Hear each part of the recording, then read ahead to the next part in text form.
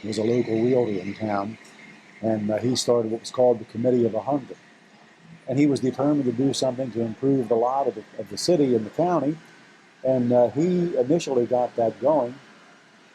And Paris Glendening was governor at the time, and I supported him when he ran for election the first time, and he promised me that he was going to do something to turn Cambridge around.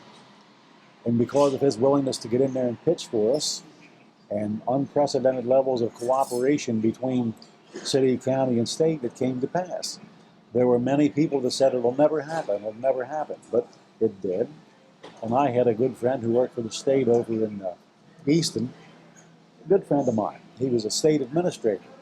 He kept telling me, he said, Dave, you know you're not going to get the Hyatt. He said, Cambridge is famous for snatching defeat out of the jaws of victory. I said, well, you may be right, but we'll see. I don't think you're right.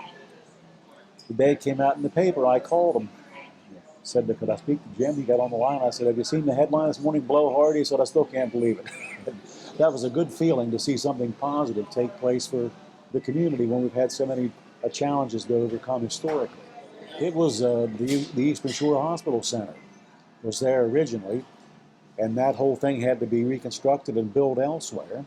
And as a result of the Hyatt coming, we have what then was the newest state hospital in the country on 22 acres of land on Woods Road. And they're doing well and serving a lot of people, and that transpired as a result of the Hyatt needing that space, and the state and the county and the city worked together again to get that there, and the good that was being done is still being done, except in a different location, and that's what matters, that the work gets done.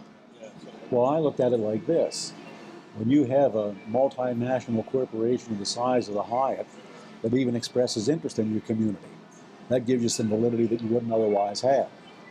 And that has really done a lot of good for us.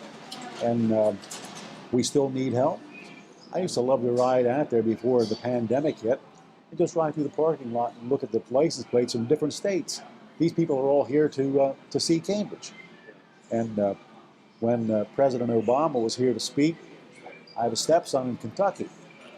He saw it on television. He said, I see Cambridge is the center of the universe. I said, what's different about yesterday or tomorrow? You know, just the fact that he's here doesn't change it. We are the center of the universe. And you have to believe in what you have. Somebody told me when we were trying to get that, they said, well, that's a dumb thing. Said, you don't get any tax revenue from that. I said, we didn't get any tax revenue for 100 years from the state hospital either, so what's your point? You know, eventually we'll be able to get some tax revenue, but you have to lay the foundation for it to become a reality. I might have alluded to it already, but there was an unprecedented level of cooperation between the city and the county and the state. It all just dovetailed. Cambridge couldn't have done that on their own.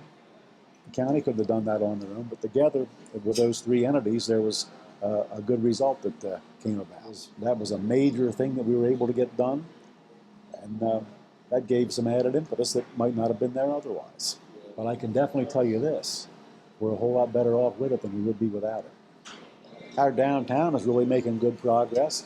Makes me feel good when I come through town and see new stores opening and things of that nature, and it's just positive. We rode downtown, my wife and I, during Christmas, and I said, man, the downtown is absolutely beautiful. She said, it's a whole lot better now than it was when you were downtown. I said, I'm going to let you out and walk home. You know, she was just ribbing me a little bit, you know, but she was right. It's the truth. But you had to start somewhere.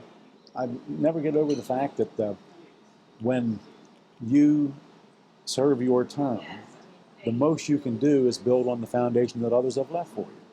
And then you take it from where you are and you make it better for the next group. And when that process replicates itself, then you have something to be proud of.